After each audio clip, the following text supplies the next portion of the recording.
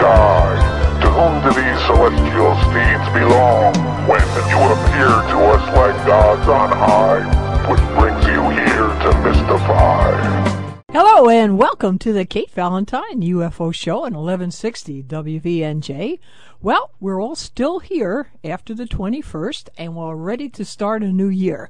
No better way to start than by welcoming today's guest, Linda Zimmerman.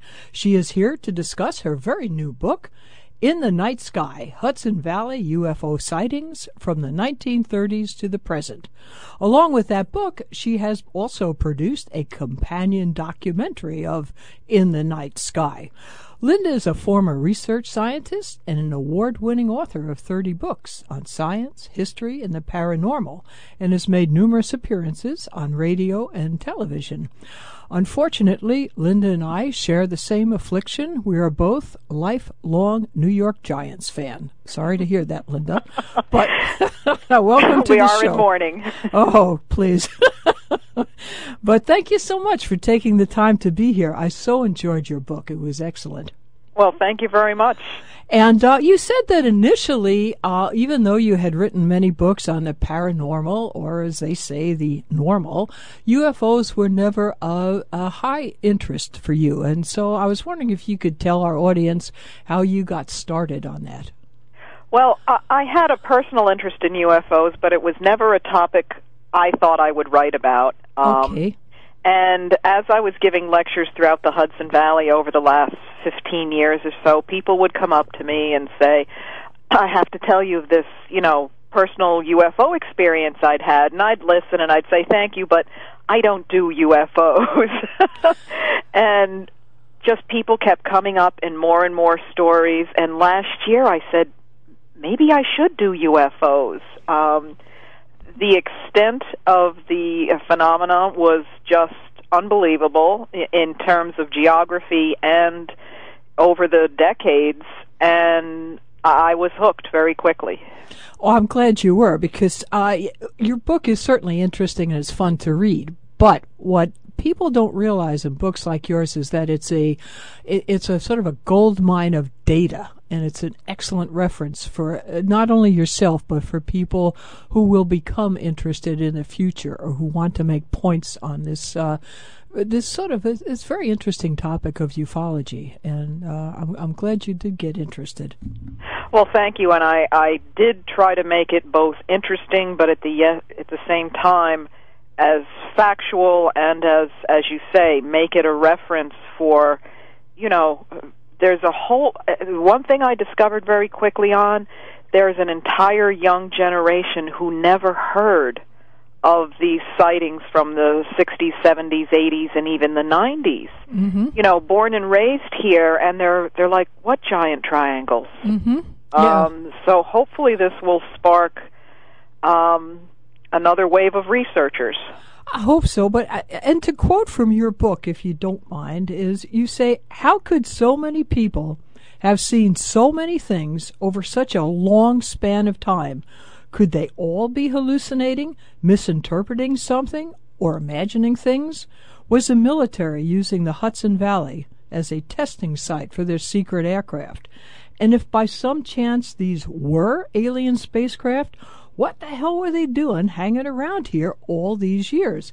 And it's so true. I mean, there is something up there. Nobody, even astronomers and orthodox scientists, don't dispute that fact that something's flying around that's unexplained. But it is such a mystery. You would think there would be more interest in it.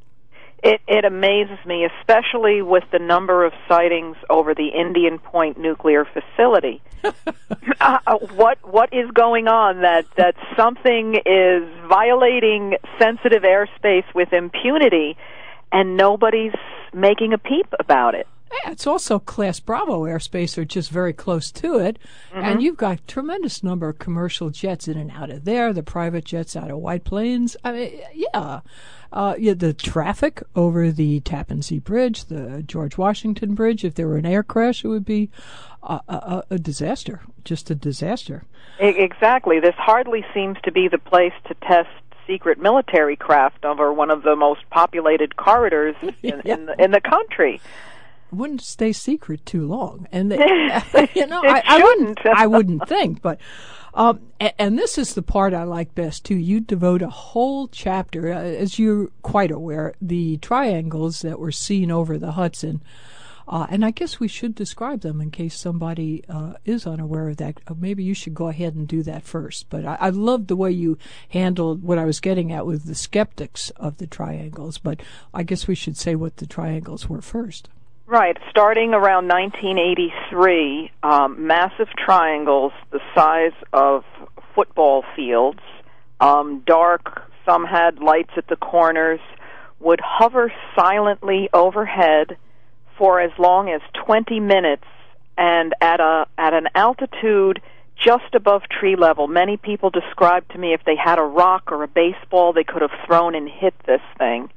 And it's estimated that at least 10,000 people saw these triangles in the Hudson Valley, predominantly Putnam, Westchester, Rockland, over the span of about 4 or 5 years. And they're still being seen today sporadically, but there was a period of time, one man said to me, it became an old hat. Okay, there's another triangle. And yet the official excuse was that it was a group of ultralight planes flying in formation, which, as you know, are extremely noisy, extremely unstable.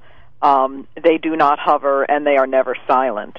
So they were trying to cover up whatever it is, but are you telling me 10,000 people were hallucinating? Yeah, exactly. And as I think I mentioned to you, I was fortunate enough to see one of these, and they're awesome. I mean, there's just no noise. That's what gets you, is the silence. And it took, if they were going 5 miles an hour, they're going fast, and they're enormous, and that you can't see the sky. They're just hanging up there. And it's like nothing you've ever seen before, and you just, what the hell is that? I mean, you can't even begin to imagine. The one I saw, so many people saw it that it made the headlines in the Bergen Record, which is a major newspaper here. Mm-hmm. And but here's the thing that gets me, Linda. Everybody saw it, thousands upon thousands of people. It was a big shopping night, too. New Jersey is super mall country, and right. They're out there in the parking lots. Everyone's pointing at it. They go to Teterboro Airport, and they say, you picked this up on the radar. What did you see? Now, air traffic controllers are extraordinarily responsible people. They have hundreds of lives in their hands. And they turn around and say it was ultralight. Who gets to these people that fast, that powerfully, that a person in that position will turn around and lie? It's remarkable, and I had this smoldering anger as I was doing this project that continued to grow. It's just an absolute insult. That was the word many people said. It was an insult to be told that. And I devoted, as you know, a whole chapter on ultralights and how, I was saying the only motionless ultralight is one that crashed to the ground because it tried to hover. I had an ultralight flight instructor describe to me, they're like giant weed whackers. I flew in an ultralight. They're noisy, they're unstable, and it's illegal to fly at night. So if there was a group of ultralights doing this on a regular basis for months at night, and nobody was doing anything about it. Exactly. The police didn't care. The FAA turned a blind eye to it. Really? So it's okay to violate every law and rule for what purpose? For a joke? Or were they happy that they were doing this? Were they paid to do this to muddy the waters and confuse people? They had to have been, because I'll tell you, if you fly a private plane through Class Bravo and you do not have clearance and you do not announce yourself, by the time you land, the FAA is all over you. And that these guys who broke every rule in the book and endangered passenger aircraft by doing it didn't get called in. Come on. I mean, right, and you're doing this over a nuclear facility for fun? Yeah. And okay, well, just do it a few more dozen times and we won't pay any attention. It's remarkable. So the government is covering it up. For what reasons? I can't say. Either it's secret military, testing vehicles, or it's something extraterrestrial. In any regard, they don't want us to know about it, and the more confused they can make witnesses, the better for them. Absolutely so. And you do, but it doesn't, on one hand, it's bad. On the other hand, it's such a stupid excuse that I think people start looking for what the real answer is. I mean, it's annoying, too. It's insulting because they make up such really goofy excuses like swamp gas, weather balloons, ultralights. Planet Venus. Oh, yes. Yeah, all time. Although I have to say, about a few months ago, the planet Venus was very close to the Earth or whatever. And I know you're an amateur astronomer as well. And it was a dark night. And for the first time when I looked at it, Venus was so bright it actually cast shadows, and I thought, oh, okay, I can see why someone would think that might be a UFO. Right. It would be helpful to us all if people had a better understanding of the night sky, of meteorites, of comets, of the bright planets, because they can definitely mistake something, especially if you're driving and you're seeing Venus through the trees and it may look to seem to have some sort of motion. But again, that doesn't explain something the size of a football field hovering silently over your head for 20 minutes. No, that definitely was not Venus. Anyway, we need to take a quick break. This is Kate Valentine. I'm speaking to Linda Zimmerman. She is the author of In the Night Sky. We are on 1160 WVNJ.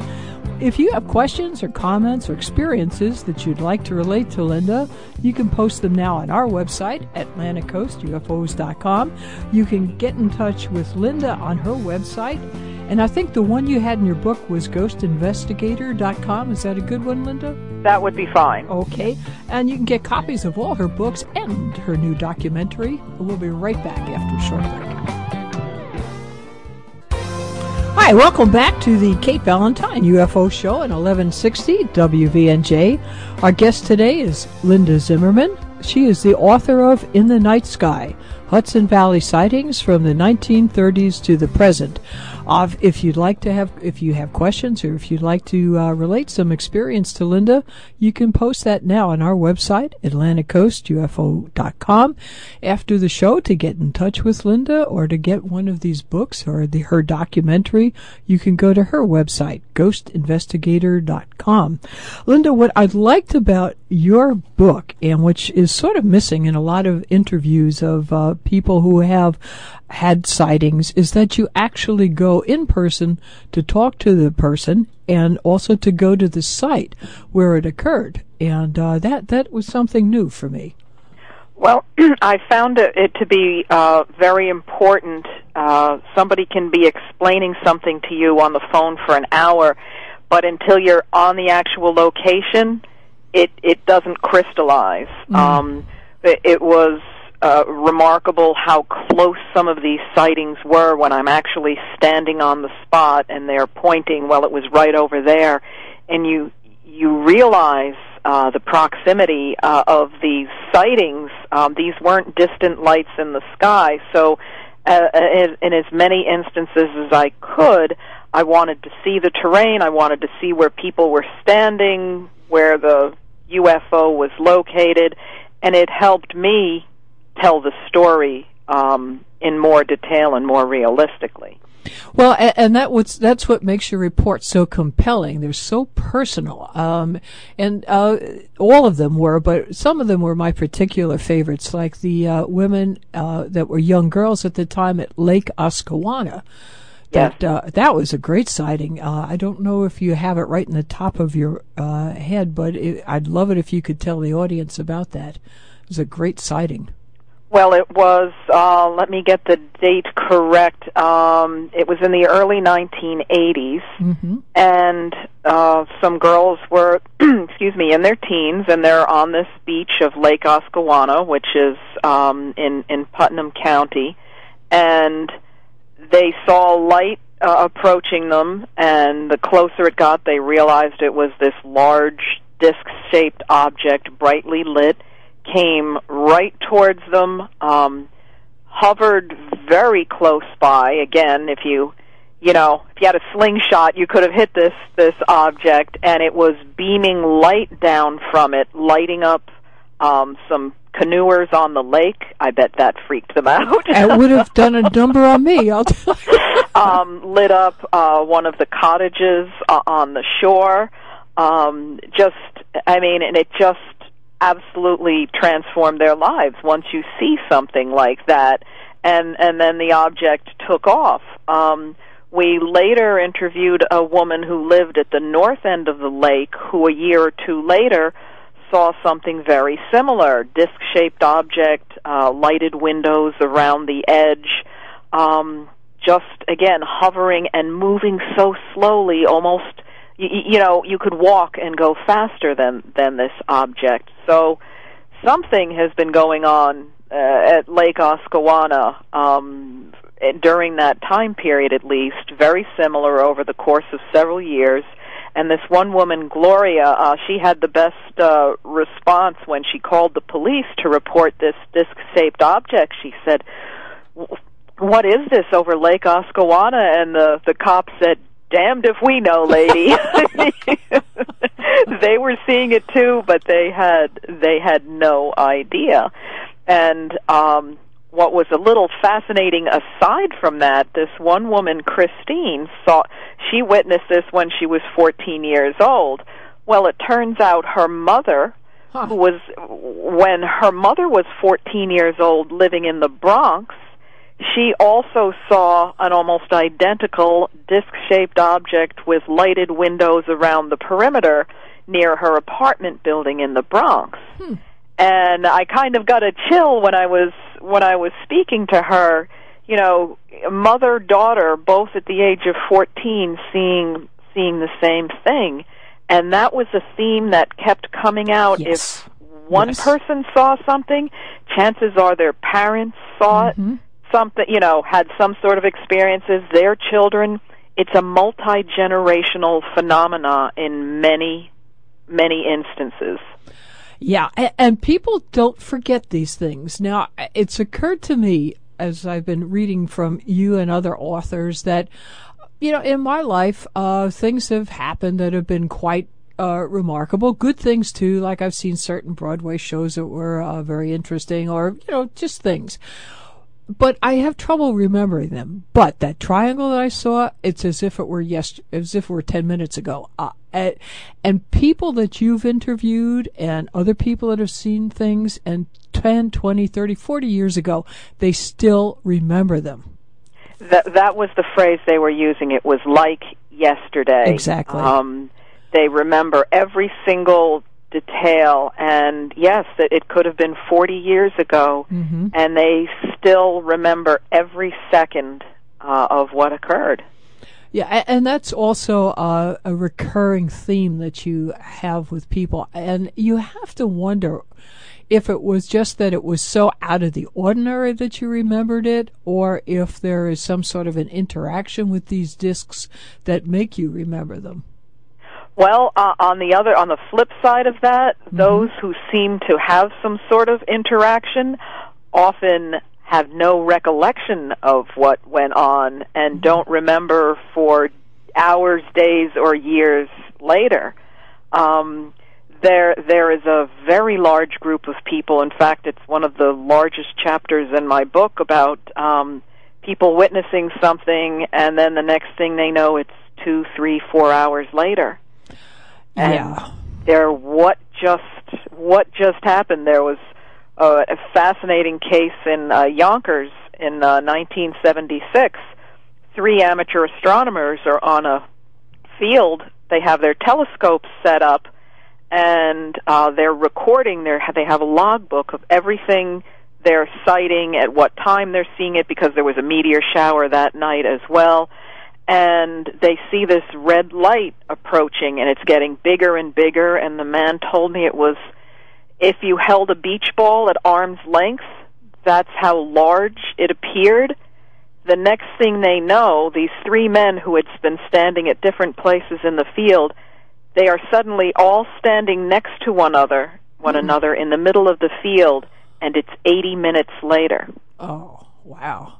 And they have no idea what happened during that time. They tried calling the planetarium, the museum, they tried calling all these places and were told, oh, it must have been Mars coming out from behind a cloud. You see, why did they come up with so stupid? I mean, that police officer said, damned if I know. That's the appropriate answer. Absolutely. Really? You make it worse when you try to tell three amateur astronomers they saw nothing more than the planet Mars, and a cloud going by. Really, I've never seen Mars look the size of a beach ball, and I've never lost 80 minutes of time observing the planet. And to be standing in three different places in the field, and the next thing you know, you're all standing together. And some of them had physical repercussions. Two of them, ever since then, have been very sensitive to light. It's a light sensitivity that developed right then and there, and the other man had severe headaches for quite a while afterwards. So obviously something happened to these guys. Right. Yeah. And again, that sort of leaves you up in the air. These fellas must seem so frustrated. They know something went on. There's no place to turn to find out, and it's never, that's the other thing. Like, you were in research at one time, and the nice thing about research is whatever topic you look into, it recurs. It keeps coming back. I mean, right. You could investigate a certain bacteria, you grow it on a petri dish again and again, and you do whatever you want to do.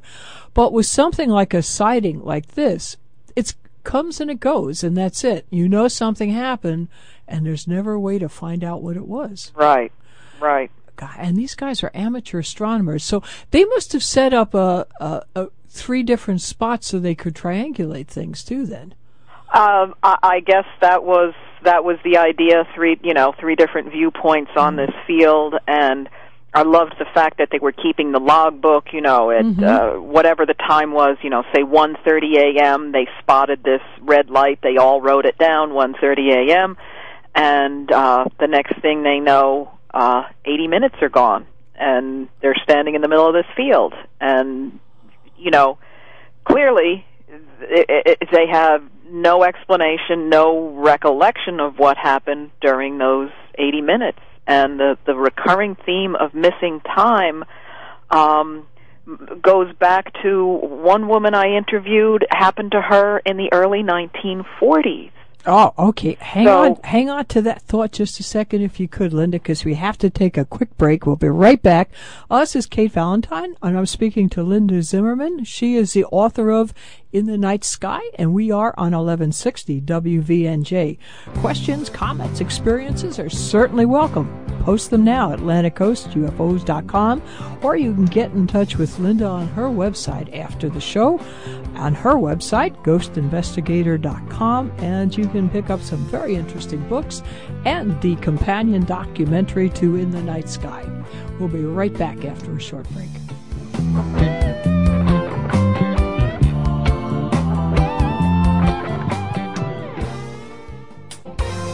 Hi, welcome back to the Kate Valentine UFO Show. We're on 1160 WVNJ, and our guest today is Linda Zimmerman, the author of In the Night Sky, Hudson Valley Sightings from the 1930s to the Present. Really, we welcome your comments at AtlanticCoastUFOs.com. Linda, before the break, you were talking about missing time for that lady in the 1940s, but we had two comments that came in over the break. Ralph said, hi, I was a witness to the New York City UFO sightings back in October 2010, and he sent his video to Dr. Bruce Maccabee. He said it looks to be a triangle-shaped object, and he wanted to know if the sighting in the Hudson Valley had the same shape. And I would say yes, I think. Yes, triangles are probably the most often seen shape. Just as a quick aside, too, of course, that these triangles were also seen in Belgium, and sort of tracked down with the Belgian Air Force at one point. And I was just thinking, can you imagine ultralights trying to get away from F-16s? I think right then and there, that kills that one. Exactly. Pedal faster, boys. Yeah, no, I'm pretty sure it's not the case. And then Dave wrote in, too. He said that you mentioned Indian Point. Has there been a documented increase in UFO activity near nuclear reactors and power plants in other areas? Well, from what I have heard, a lot of UFO activity has been experienced around nuclear power plants. From the personal interviews I have done, I know, specifically about this Indian Point, and many, many people over decades have seen them approach Indian Point, stop, hover for several minutes, and then move off in a flash or move off slowly. So they do seem to be a point of interest for these craft. Yeah, it's that I think, especially in the old nuclear silos and so on, there's been so much reports about that. Too much smoke not to be a little fire. So, but with this missing time again, to get back to that, and this occurred back in the 1940s. 1942 in the town of Haverstraw, New York. A woman who had her first sighting in 1937. She was just walking home, and 3 hours disappeared. She has no idea what happened during that time. And had that been the only thing, you'd say, she's in her teens, she lost track of time. But when you realize she has had sightings for 75 years, her children have had very close encounters and missing time. Her grandchildren have had experiences. It all comes together in one very frightening picture. Yeah. Well, you devote a chapter in your book to Abduction Alley, which is indeed a very frightening theme. And it seems like, along with the sightings, there have been almost an increased number of abductions along that area. It scared me how many there were. I did not expect that to be such a prevalent part of these experiences. People who, something to the point of missing time, to feeling like they're floating out of their houses, on exam tables, when they get back, a variety of physical things, marks on their bodies, a lot of nosebleeds. Many people told me about, unexplainable bloody noses, headaches, waking up and seeing something in their room, and the next thing they know, 8 hours have passed. People who wake up outside of their locked houses in their pajamas, and there's no physical way they could have gotten out of the house without turning the deadbolt, finding they're locked out. It's just remarkable, and has been going on decade after decade. And also, Thomas Reed was on, and he brought up, I think initially he was one of the real investigators into generational abductions. And although certainly there have been many other researchers along those lines, recently we had Kathleen Martin and Denise Stoner on. And what they've tried to do, and what they started, they interviewed a lot of abductees. And they published a paper of the similarities among abductees. And quite rightfully, some of the comments were that statistically perhaps it was not as significant as it should have been because of the small number of interviews. But at least they established a paradigm. It's sort of a skeleton on which you can hang future data upon. And I think that's what you've done here, too. You've sort of... all your interviews start to bring out real similarities in different sightings. Very interesting. Intergenerational is certainly there. And I think another thing is I think most people tend not to leave the Hudson Valley, or at least not, they tend to stay in the area. Right, that could be part of it, that they are remaining in the same location. But, for example, this woman who started having, sightings in 1930s, her daughter is having them now in Vermont, up in northern Vermont. So I think if you're part of the experiment, they find you wherever you are.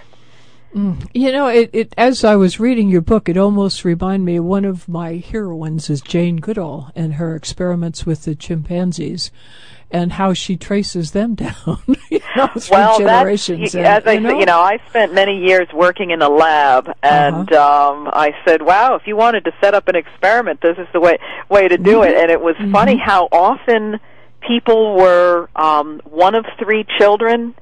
They went on to have three children, and each of their children had three children. And I'm like, this is creeping me out here. You have a positive and negative, and a control group. And I tried not to read too much into it, but I can't tell you how many times I would say to people, by the way, you didn't happen to have three children, did you? How did you know that? Oh, wow. I don't even know if I want to ask anymore. That is a little freaky. So you could do the F2, F3 generations. Oh, my Lord. Oh. So, but did any of these people mention to you, I mean, certainly, let's go back to something silly like the chimpanzees, but they have no idea why people are there looking at them and documenting their activity. Do people have any feelings as to why they might be seen again and again over generations?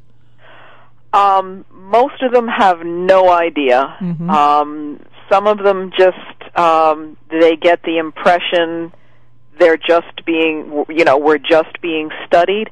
And then a few actually felt they were being helped. One man said that he was so ill as a child he probably wouldn't have survived. And he described it very interestingly. He said, it's like taking a sick puppy to the vet. They're very afraid, they don't know what's going on, but you're helping them. Oh.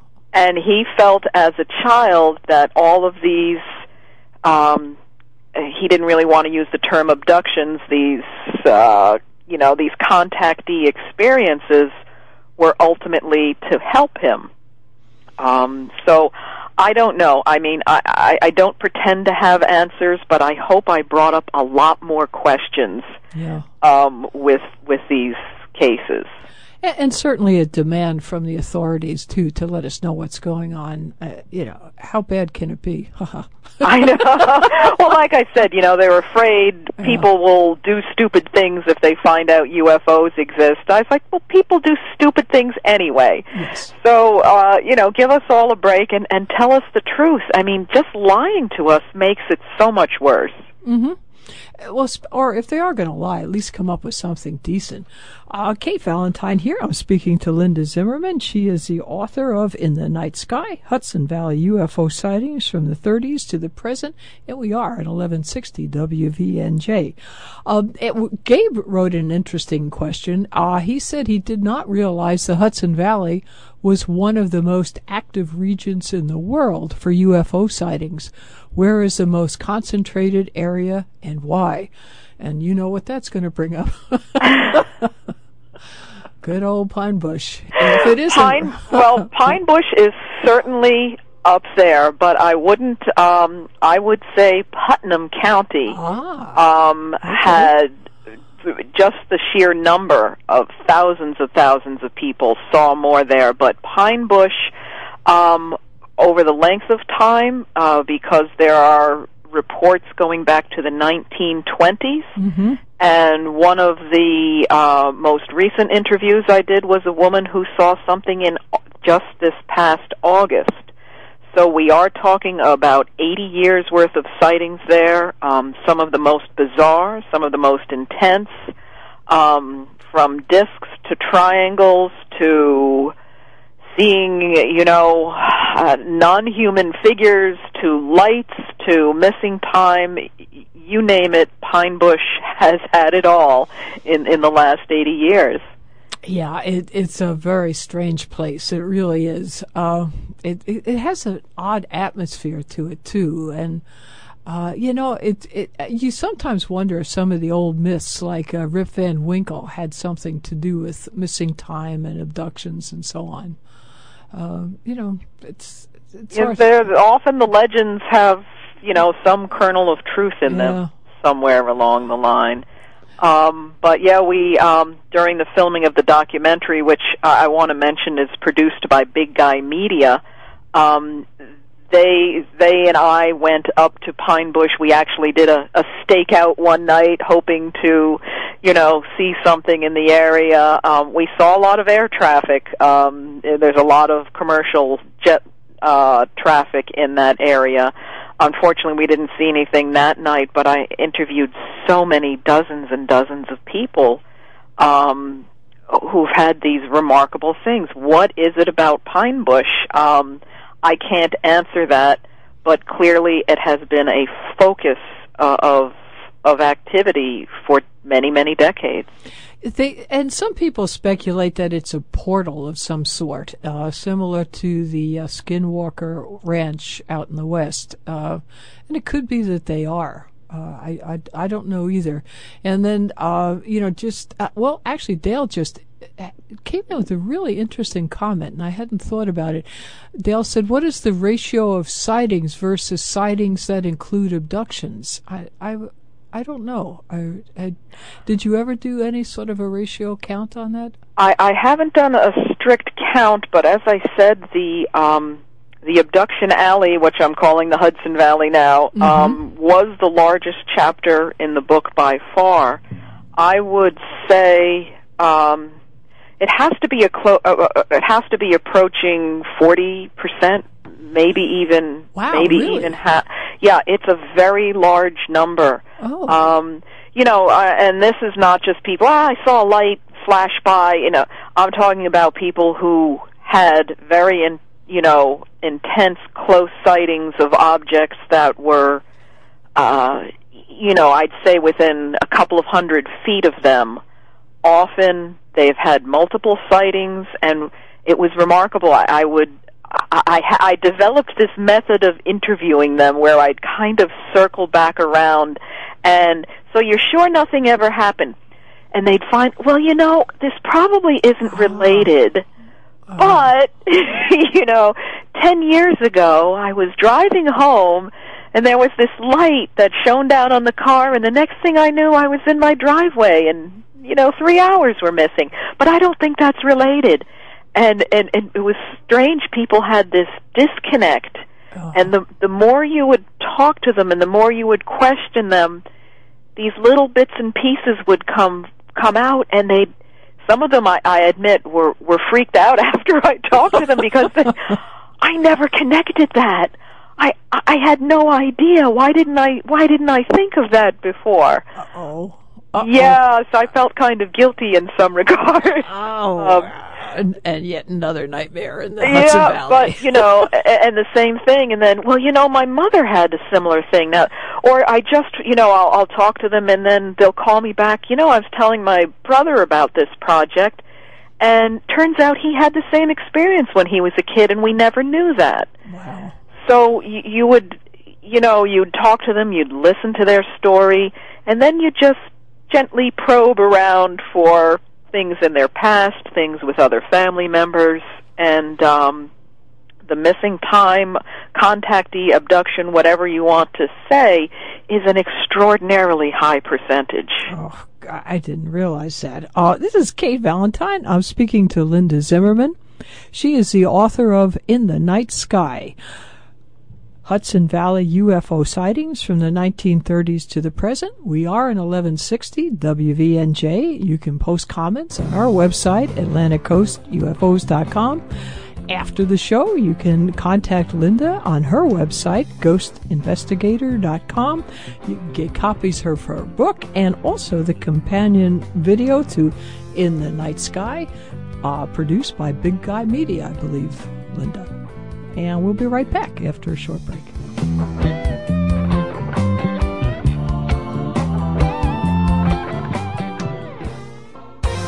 Hi, welcome back to the Kate Valentine UFO Show at 1160 WVNJ. Our guest today is Linda Zimmerman. She is the author of In the Night Sky, Hudson Valley Sightings from the 1930s to the present. Linda, we had two comments, and I'd like to ask you about them now because we do want to know what your website is. Susan wrote in to say, are you still looking to interview people who have had experiences? And I guess if you are looking, they would have to go to your website. And Dale said, might have missed this, but can we get information on the documentary, book, and website? So please go ahead. Okay. For information directly about the documentary, which will be out next month, go to nightskyufo.com, and or you can email me at linda@nightskyufo.com. I am absolutely still interested in interviewing people, so please do get in touch. I will keep your name anonymous. Don't have to worry about that. But I want as many people as possible to feel free to speak out. I think that's very important. Yeah, it is, because there is also safety in numbers, and there's also a political force in numbers, too. You know, like I'm a UFO spotter, and I vote, sort of a thing. But, right. Yes. But let me I'll tell you, to get back to Abduction Alley, I'm going to quote from your book on page 242. Something dark and sinister has been occurring in the Hudson Valley for generations. Something beyond our control has been happening to the residents of Abduction Alley. Well, that is a pretty powerful statement and a little bit scary because it's true. Absolutely. As I said, it was just chilling speaking to these people. The very first interview I did in my own living room was the son of this woman who had these experiences going back to the 30s, and listening to him, missing time, waking up with scoop marks in his body and nosebleeds, and he wakes up one morning and goes to kiss his children goodbye, and all three of them have blood coming out of their noses. And you're reading about these nightmares, people who have just been tormented since childhood, and they're powerless. They're powerless to do anything about it. And as I said, the first one or two people, you say, okay, this is isolated. And then the 10th person and the 20th person, and these are just the ones who, A, knew about my project, and B, had the courage to speak out. Mm-hmm. How many other hundreds or thousands, I don't know, have had these similar experiences? Well, also, there's no place for anybody to go. I mean, because people don't discuss this, the giggle factor is still a most potent force in keeping this all quiet. And if they, it's not as if you have an abduction group where you could go to, and Well, actually, there's the Pine Bush United Friends Observers meeting. They meet once a month. And I would strongly recommend, if you've had a sighting or some sort of contact and you just want to talk about it, it's a group of very friendly, discreet people who all share common stories. So I would suggest checking that out. And just for so many people were actually thanking me for just listening to them. Yeah, getting it off their chest, so to speak. Yeah, exactly. Yeah. You are not alone, and you should seek out groups like that to tell your story. Just as a quick precautionary note, too, Pine Bush is not happy about having people parking all over the roads looking for UFOs. If you go there, really go to this group first if you want to go looking for sightings, and they will tell you where an appropriate safe place would be. Right. They actually made it illegal to park along the side roads there. But on the other hand, you had hundreds of cars lining the streets every night, and it got to be a bit of a nuisance. It didn't scare the sightings away, though. I mean, they were still really oblivious to it. Right. Right. It didn't seem to matter whether there was one person or 1,000 people watching. The activity continued. Yeah. Well, have you? Did it leave you with any thoughts or any speculations as to what might be going on? Well, I don't know why they are here. It seems that they are studying us for whatever reason. Why the Hudson Valley? I don't have an answer. What it did was it opened my eyes a lot wider to the scope of the activity. As I had said earlier, how many generations it has been going on, and to what profound depths, personal experiences people have had. And I tried to look at it in a different light now that we are 10, 20, 30, even 40 or more years removed from these experiences. How has it affected their lives? And so many people said it's just made them more open to things, they're less fearful, or they're more fearful. It has really been a deep impact on the rest of their lives. Most people tell me they think of it every single day, and this is 30, 40 years later. So, this is a real phenomenon that has changed lives for generations. Yeah, and it's so great that, you at least are a focus point for people to get together, to start to maybe get some data also, again, like the Martin Stoner report, some similarities somewhere, something that'll point or start to focus a point on what's going on, because something is definitely going on, and as you say, it's affecting a lot of people's lives. It really is. One poor woman had a sighting back in 83. She is still scared to go outside of her house at night. That's a big thing. It is a big thing. It is. So if she's frightened to go out, it wasn't like it was a pleasant experience either. No. So it was frightening. It was out of control. And again, it's this hit and miss element, like if, on the 15th of every month these silly things show up, well, then be out of town that day. But you never know. Like, it's a terrible thing. You're walking down the street and bam, you've missed 3 hours and you wake up with a scoop mark. That's horrible. That's really awful. It is.